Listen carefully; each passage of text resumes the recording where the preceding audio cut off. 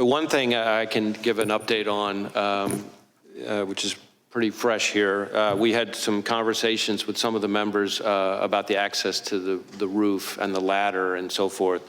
And our evidence response teams and their forensic collection, we now believe that the subject climbed onto the roof using some mechanical equipment on the ground and vertical piping on the side of the AGR building. In other words, we do not believe he used a ladder to get up there. One question, if the chairman might indulge me with just a few extra seconds. There's an article recently regarding several former Trump administration national security officials who had received a duty to warn briefing from the FBI regarding the potential threat from Iran.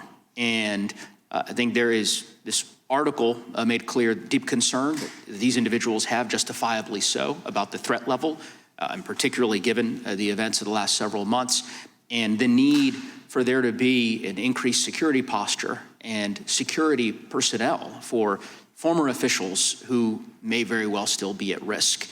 And I don't know if you're familiar with that article. I'm trying not to use names here, but I think would perhaps follow up with your agency and with the Department of Justice more broadly to ensure that any individuals who are potentially facing a threat from Iran or another hostile actor in a foreign nation have the resources they need to have the security available to them.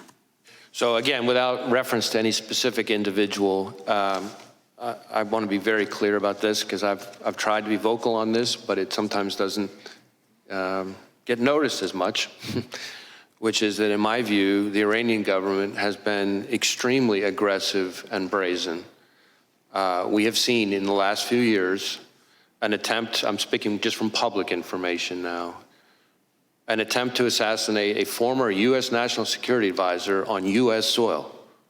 We have seen an attempt first to kidnap and then to try to murder an American dissident/journalist who was a critic of the Iranian regime right smack in the middle of New York City.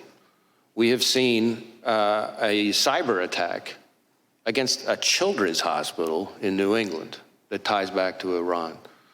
We have seen, as I've testified before, as Director Ratcliffe and I announced, an effort by the Iranians to target the 2020 presidential election.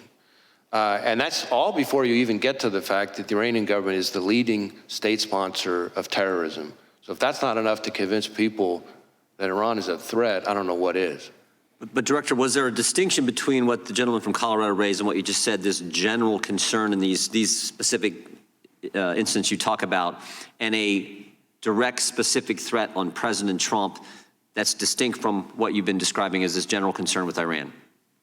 Well, again, I can't get into specific pieces of class. And if so, when? If it was a distinct threat on President Trump, when did that take place? Yeah, all I can tell you, certainly in this kind of setting, is